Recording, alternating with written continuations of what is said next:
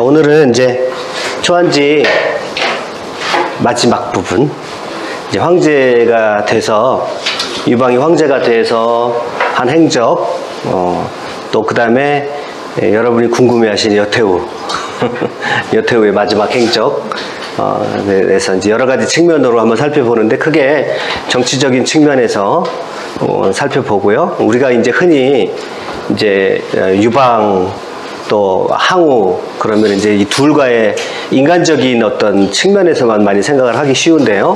크게 이제 정치적으로 이 유방이 가지고 있는 의미가 또 나름대로 큽니다. 이 사람이 뭐 아주 그냥 그 자비롭고 온전히 뭐 정직하고 그런 사람은 아니에요. 잔인할 때는 굉장히 잔인하죠. 잔인할 때 굉장히 잔인하고, 또 자기 때문에 당하는 그런 사람들의 고통에 대해서 어떨 때는 아주 냉혹할 정도로 나몰라라 하고, 그 다음에 다른 사람들을 막 희생에 또 도구로 사용하기도 하고요. 심지어는 자기 자식도 위급하면 발로 차버리는 그런, 어떻게 보면 이중적인 측면이 강한데, 크게 정치적으로 보면, 정치 역사의 흐름으로 보면 나름대로 의미를 가지고 있는 사람이에요. 심지어는 여태우까지도, 여태우 하면 이제 척부인을 아주 정말 인간 돼지로 만들어서 사제를 절단하고 온갖 잔인한 방법으로 복수를 했잖아요. 그런데 이제 정치적으로 보면 여태우는 또 한나라의 초석을 다지는 굉장히 중요한 역할을 합니다. 이제 우리가 여러 가지 측면에서 한번 그런 측면까지 고려해 생각을 같이 한번 해보겠습니다. 자, 오늘은 이제 황제 유방이에요. 유방. 기원전 209년에 폐연에서 거병을 해요. 209년에. 그 다음에 206년에 이제 항우에 의해서 한왕이 됐죠. 206년. 요때가 이제 한나라 원년이에요. 한나라 원년. 3년이 걸렸어요. 관중 들어가는 데가. 그 다음에 이제 206년에서 202년이니까 한 5년 동안 치열하게 이제 항우하고 싸움을 합니다. 기어 이제 황제에 등극을 하죠. 그 다음에 기원전 195년 황제는 한 7년인가 8년 그 정도 머물다가 이제 죽음을 당합니다.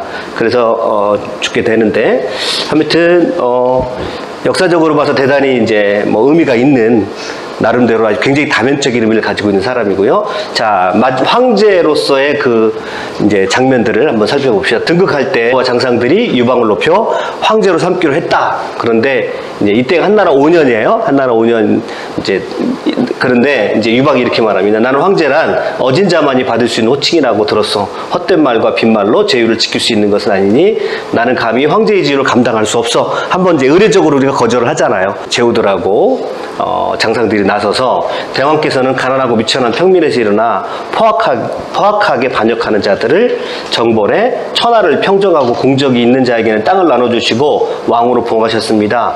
대왕께서 황제의 존호를 받지 않는다면 모두 의심하고 믿지 않을 것입니다.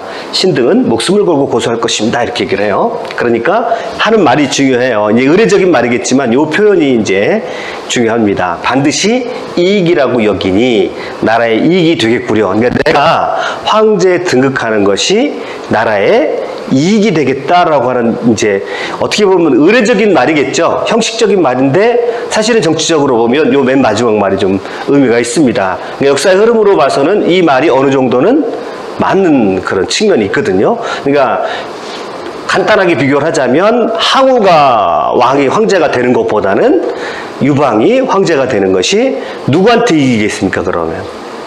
일반 백성들에게는 이익이다, 이런 말이겠죠. 실제로 이제 그럽니다. 그런 일을 하는데, 자, 보세요. 이제 황제가 돼가지고 고조 이후에 쭉 이제 역사가, 이제 한나라 역사가 쭉 진행되는데, 한 무제까지 쭉 진행이 되는데, 거기에서 일관되게 흐르는 통치 원리가 있는데, 그것은 민생 안정을 하는 겁니다. 유방이 최선은 아니더라도 차선쯤은 된다라고 하는 것이 바로 민생을 위한 정책을 많이 했다는 거예요. 그럼 여러분, 민생을 위한 정책을 한다 그러면 어떻게 하는 게 민생을 위한 걸까요? 잘 먹이고 일단은 배불리 먹어야 되죠. 이거는 뭐 모든 황제 가릴 것 없이 지금도 역시 뭐 대통령을 한다 그러면 무조건 이거부터 해결을 해야 되는 거죠. 이거 안 되면 그 누가 어떤 사람이 뭐가 돼도 이거 의미가 없을 정도로 그렇게 중요한 문제죠. 그런데 지금 한나라는 막 전쟁을 했단 말이에요. 그리고 그 앞에 진나라의 아주 잔혹한 포갑정치가 있었고요. 또 그 앞에는 뭐가 있었나요? 그 앞에는 전국시대, 아주 전란의 시대예요. 그러니까 일반 백성들 입장에서는 너무너무 고통스러운 그런 시간들이었더라고요. 이때 한나라가 통일을 했어요. 그러면 민생정책을 해야 되잖아요. 그럼 민생안정정책을 해야 되는데 될까요? 힘들어요. 왜 힘들까요? 국가에 돈이 없어요. 그렇죠? 국가에 돈이 없으니까 그럼 어떻게 하면 될까요? 국가에 돈이 없어요. 하나도 없어요. 뭘 있어야 국민들에게 주고 백성들을 구제를 하고 뭐 하죠. 그죠? 없는 거예요, 사실은. 다 통통 비어 있어요. 어떻게 하면 될까요? 분류전도 해야 되는데 일단 세금을 안 받게 안 걷고 예. 자력으로 일단 예. 그게 바로 뭐예요? 무위입니다. 무위.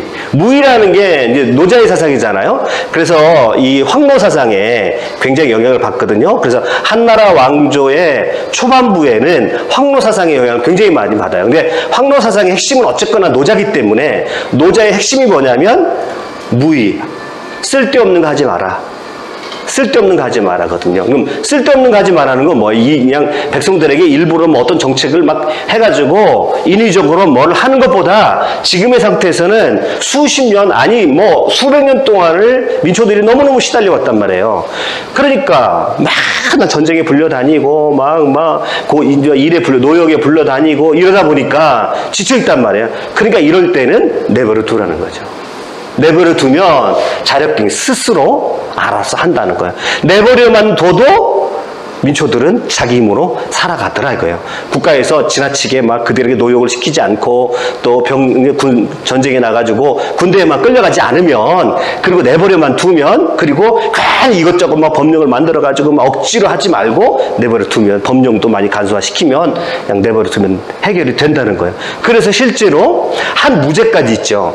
한 무제까지는 대부분의 정치가들은 뭐를 잘하는 거예요? 내버려 두는 거를 잘합니다. 억지로 하지 않아요. 될 수 있으면 세금은 될 수 있으면 감면을 시키고 농업기술을 자꾸 보급시키고 백성들에게 노역을 자꾸 감면시켜 주고 이런 정책을 해서 스스로 알아서 일어설 수 있도록 도와준다는 거죠. 그래서 역사상 보면요. 이게 칭찬받은 몇 안 되는 시기예요. 이 시기가 사실은. 역사가들이 어떤 시기를 놓고 칭찬을 할 때, 특별히 중국만을 놓고 볼 때, 중국에서 사가들에 의해서 칭찬받은 몇 안 되는 시기예요. 그리고 사화천도 굉장히 높이 평가합니다. 한 고조 이후에 계속 한 무제까지 이제 계속 통치의 기본적인 원리가 무위입니다. 아무것도 하지 않는 겁니다. 즉 아무것도 하지 않는다는 것은 뭐냐면 진짜 아무것도 하지 않는다는 게 아니라 쓸데없는 거 만들어서 백성들에게 짐 지우지 않는다는 거죠. 그리고 될 수 있으면 내버려둬서 백성들이 잘 해결할 수 있도록 하게 하는 거, 이것이 이제 한나라의 한 고조부터 시작돼 가지고 한무제 전까지의 정책의 기조를 이룹니다. 그래서 곡간이 쌓이기 시작했어요. 곡간에 뭐가 이제 풍성하게 쌓이기 시작했어요. 그럼 이제 그 다음에 뭐 해야 될까요? 대부분 어떤 욕심이 날까요? 이제는 그때부터는 어떻게 될까요? 이제 법도 좀 강화시키고, 그게 한무제예요. 법도 좀 강화시키고 그동안 좀 억울했던 거 하지 못했던 것도 좀 하고, 그러면서 한무제가 정책 기조를 바꿔요. 이제 노자적인 이 황노사상 무위에서 아무것도 하지 않고 쓸데없는 거 하지 않는 것에서 이제는 적극적으로 하는 거랍니다. 그러니까 이제 사상을 어떤 사상으로 바꿔야 되겠습니까? 육아죠. 공자죠, 공자. 공자 맹자가 한무제 때 이제 주 사상어 통치 이념으로 들어가는 거예요. 그러니까 중국은 노자하고 이 공자하고 묘하게 이렇게 서로 바꿔가는 그런 측면이 있거든요. 아무튼 한나라 초반에는 정책적으로 성공할 수 있었던 것은 내버려 두는 게 성공이다. 내버려두는 게 성공이다. 왜냐하면 수백 년 동안은 싸워온, 수백 년 동안을 거의 한 해도 거르지 않고 전쟁을 겪었던 민초들의 입장에서는 그냥 내버려만 둬도 스스로의 힘으로 일어날 수가 있었다. 그래서 그 어떤 시대보다도, 그 앞에 어떤 시대보다도 나름대로 태평성대를 맞이하는 그런 시기가 바로 한 고조 이후에 이제 수대에 걸쳐서 이루어지게 됩니다. 자, 비교를 해보면 진시황 본기에 진시황에 대해서 이렇게 평가를 해요. 뭐라고 하냐면, 진시황은 탐욕스럽고 야비한 마음을 품고 자기의 지혜를 독단적으로 사용하여 공신들을 믿지 않고 뜻있는 지식인들과 백성들을 가까이 하지 않았다. 왕도를 버리고 개인의 권위를 내세워 학문을 금하고 가혹한 형벌을 시행했으며 속임수와 무력을 앞세워 이 일을 뒷전으로 미루었다. 그렇게 하고 뭐라고 하냐면, 포악함을 천하 통치의 출발점으로 삼았다. 이렇게 얘기를 해요. 그러니까 이제 이 포악함은 언제 좋았냐면 전쟁을 할 땐 좋죠. 전쟁을 할 때는 일단 전쟁을 하면 용맹스러워야 되니까, 그리고 전투에서는 이겨야 되니까, 그래서 그때는 좋았는데 일단 이제 나라가 안정이 되고 이제 황제가 등극을 하고 안정이 되었을 때는 포악함을 가지고 통치를 하면 안 되거든요. 그래서 일찍 멸망할 수밖에 없었던 것은, 자, 일단 나라가 세워진 다음에는 포악함만 가지고 안 된다는 거죠. 백성들을 위무를 해야 되고 백성들 입장에서 민생을 안정시켜야 되는데 그런 정책은 진나라에서는 전혀 거두질 못했다. 전혀 하지를 못했다. 자, 그리고 나름대로 진나라가 기여한 것이 많이 있습니다만은 사실은 진나라가 이렇게 한 그 혜택을 누가 본 거예요? 유방이 본 거죠. 왜 그러냐면 시스템을 다 만들어 놨어요, 일단. 그리고 진나라 시스템을 한나라는 그대로 받은 것 뿐이고 그 상태에서 별로 아무것도 안 한 거예요. 민생을 돌보고 민생을 챙겨주는 그 일이 바로 아무것도 안 하는 거죠. 무위죠. 자, 그래서 이제 우리가 이 고조의 그 통치 이념을 알 수 있는 대표적인 게 이 약법선장이잖아요. 이게 관중에 딱 들어가자마자 먼저 뭐랍니까? 이거 약법선장을 선포를 해버리죠. 그리고 이제까지 진나라의 모든 법률 다 없애버리고, 자, 이 세 가지만 지켜라. 이 세 가지만 지켜라. 사람을 죽인 자는 사형에 처하고 사람을 다치게 한 자와 남의 물건을 훔치는 자는 그 죄에 따라 처벌할 것이다. 요렇게만 딱 약법선장만 딱 발표를 합니다. 그러니까 이제 관중 사람들이 굉장히 좋아했거든요. 관중 백성들이. 자, 이게 이제 이 기조가 쭉 유지됩니다. 한나라에서. 자, 그런데 우리가 이제 여태우 그러면 중국의 이제 4대 악녀 중에서도 이런 악녀가 없죠.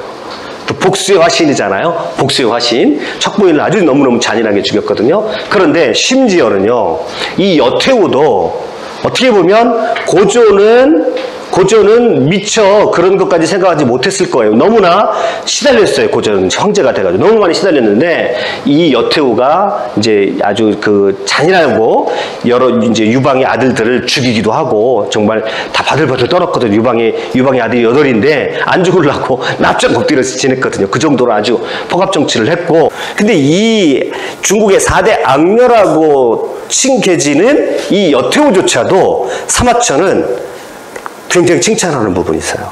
어떻게 칭찬하는 보세요. 효제 황제와 여우 시대의 백성들은 전국 시대의 고통으로 벗어날 수 있었다. 이렇게 말을 해요.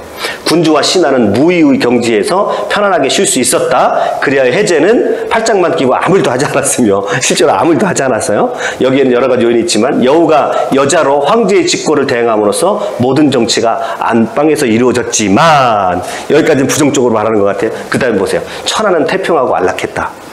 형벌을 가하는 일도 드물었고 죄인도 드물었다. 백성들은 농사에 힘쓰고 먹고 입는 것이 나날이 풍족해졌다. 그러니까 춘추전국 시대 이후에 700년이에요. 자그마치 700년의 전쟁의 시기를 끝냈잖아요. 그죠? 전쟁의 시기를 끝내고 이제 고조가 그래도 잘한 것은 뭐예요? 될 수 있으면 백성들에게 짐을 안 지어줬다는 거죠. 쓸데없는 정책을 안 했다는 거죠. 그 기조를 그대로 받아가지고요, 실제로 고조보다도 효율적으로 백성들을 유무하는 정책을 오히려 이 여태우가 더 많이 합니다. 이 시절에. 그래서 뭐라고 얘기하냐면 백성들은 농사에 힘쓰고 먹고 입는 것이 나날이 풍족해졌다라고 평가를 합니다. 이게 이제 한나라 초반부에 있었던 흐름이에요. 그 뒤에 보세요. 사기 본기를 보면 이렇게 구성하고 있어요. 여러분, 본기라고 하면 뭔가요? 본기. 왕들, 황제, 가장 중요한, 정치적으로 가장 중요한 인물들이잖아요. 쉽게 말하면. 그러면 자, 고조 본기가 있어요. 그 앞에는 이제 항우 본기가 있어요. 왜냐하면 항우도 이제 천하를 한번 쥐었잖아요. 그리고 가장 중요한 역할을 항우가 했었단 말이에요. 그래서 심지어는 한나라도 항우가 분봉한 그 해를 기점으로 원년을 삼거든요. 그러니까 항우번기는 명편이에요. 굉장히 문학적인 표현이 아주 좋습니다. 굉장히 문학적인 표현이 뛰어나요. 그 다음에 고조번기가 나와요. 그 다음에요, 해제가 나오는 게 아니라 여태우번기가 나옵니다. 여태우번기가 나오고요. 그 다음에 보세요. 효문번기, 효경번기, 그 다음에 무제. 그 다음에 무제예요. 그러면 여태우번기를 딱 보시면 황제가 셋 있는 거예요. 이때 여태우가 완전히 전권을 잡고 휘두릅니다. 그래서 사마천은요, 이것 때문에 이제 사마천이 후대 역사가들에서 굉장히 비판을 받아요. 어떻게 여태우를 본기에 놓냐, 그리고 이 황제가 어여시 있는데도, 그래 이것 때문에 되게 비판을 받거든요. 근데 사마천의 생각은 뭐냐면, 아까 보셨죠? 사마천의 생각은 실질적으로 정치적인 힘을 누가 가지고 있느냐, 이거를 본 거예요. 사마천은 어떤 그런 것을 잘 구속받지 않아요. 그리고 자기 나름대로 철학을 가지고, 당대는 누가 뭐래도 여태우가 천하의 강력한 권한을 가지고 있고 전권을 가지고 있는 시기였기 때문에 여태우 본기라고 해야 된다라고 이제 이렇게 합니다. 뒤에 갈수록 이제 유교가 자리 잡을수록 이것은 있을 수 없는 그런 어떤 기록이죠. 그 다음에 이제 효경이잖아요. 그런데 여기에서 보세요. 문경이죠. 문경지치라고 그럽니다. 역사상에서 가장 태평성대를 이루었던 그런 시기 중에 하나예요. 문경이잖아요. 이때도 기본적인 그 통치 기조는 역시 무위예요. 역시 될 수 있으면 백성들에게 짐을 지어주지 않고 쓸데없는 정책하지 않고 내버려 두고 가능하면 백성들이 자기 힘으로 잘 살 수 있도록 도와주는 시스템. 그래서 태평성대를 이룹니다. 자, 태평성대를 이루고 그 태평성대의 바톤을 이어받은 사람이 무제예요. 한무제. 경제적으로 어떻게 생각하시냐면 창고가 그득그득 쌓입니다. 그러니까 여력이 생겨요. 여력이 생기니까 흉노족도 정복을 하고, 그 다음에 막 비단길도 만들어가고, 이제 나라가 커지게 되고, 나라의 통치를 강력한 9년제를 실시하게 되는 그런 바로 이 효무제고요. 이제 한무제고요. 이 한무제 때 이제 누가 역사서를 쓴 거예요? 사마천이 사기를 쓴 겁니다. 그래서 역사의 흐름을 쫙 보세요. 역사의 흐름을 보면 여태우를 본기에 놨다는 게 대단히 중요하고, 이 한무제까지 요 황제들, 실권자들의 통치 이념은 뭐냐면 무입니다. 모두가 한결같아요. 그래서 문경지치라고 그래요. 문경지치. 이때 이제 고조가 정한 전조, 토지세를 15분의 1에서 30분의 1로 경감하고요. 만년의 12전을 완전히 면세, 100% 면세, 세금이 없습니다. 세금이 없고요. 요역도 대폭 감소를 시킵니다. 그리고 그 자신은, 문제는 평소에 이제 검소한 생활을 실천했는데 화려한 건축물을 신축하지 않았고요. 자신은 검정색 비단 옷을 입었다고 그래요. 그리고 관료의 수를 축소시켜요. 그게 작은 정부예요. 괜히 관료들이 많으면 백성들이 힘들잖아요. 관료들 때문에. 그래서 관료의 수를 축소시켜 경비를 절약하는 한편 빈농에게 종자나 식량을 대여해 주어 적극적으로 농경을 장려합니다. 자, 그리고 형벌을 시행함에 있어서도 연자제를 다 폐지해버려요. 그 다음에 비방죄와 유언비어 날포죄를 제외하고는 언로를 다 개방했습니다. 그리고 신체에 손상을 가하는 육형, 가령 코 자른다든지 이런 것들, 이런 육형을 다 폐지해버립니다. 그러니까 유례가 없었던 일이에요. 이게 지금 유례가 없었던 일이에요. 그 다음에 흉노족에 대해서 화친 정책을 하면서 민생을 어떻게든지, 이거 중국 역사에서 가장 어떻게 보면 외교적으로는 이 시기가 굴욕적인 시기예요. 왜냐하면 흉노족을 형님으로 섬겼던 시기예요. 흉노족을 이제 나중에 고조 얘기할 때 하겠습니다. 형님으로 섬겼어요. 왜냐하면 고조가 흉노족에게 갔다가요, 흉노족을 정벌하러 갔다가요, 7일 동안 gat혀가지고요, 죽을 뻔했어요. 겨우 살아났습니다. 그 이후에 흉노족하고는 잘 안 싸우거든요. 그리고 흉노족에게 맨날 조공을 바쳐요. 그래서 하여튼 한결같이 정책의 기조가 뭐냐면 민생항전이에요. 어디까지나 백성들을 유무하고자 하는 그런 정책이 일관적으로 몇 대를 흘러갔다는 거예요. 자, 그래서 이때를 이제 문경지치 태평성대라고 합니다. 그래서 후대의 모델이 되는 그런 시기예요. 정치에 있어서. 자, 그래서 이제 이와 같이 한나라 고조 이후에 기본적인 어떤 정책 기조는 어디까지나 백성들을 유무하는 시기였다. 그 다음에 이제 정치를 안정을 시켜야 되잖아요. 그 다음에 두 번째가 정치 안정. 여기는 좀 이제 다른 얼굴이 나타나요.